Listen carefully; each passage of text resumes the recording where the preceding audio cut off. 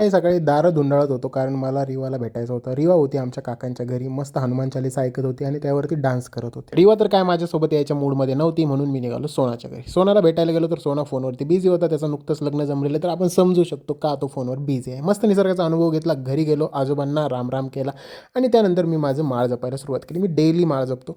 हे सांगायचा उद्देश असा की कोणी इन्स्पायर होऊन स्वतःही माळ जप स्टार्ट करेल आणि कोणाचं तरी भलं होईल म्हणून मी सांगतोय.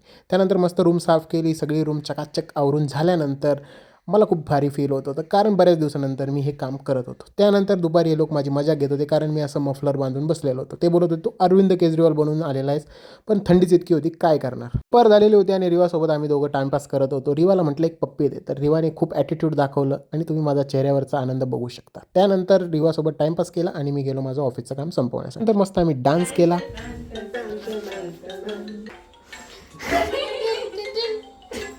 भेटूया पुढच्या मिनी ब्लॉग.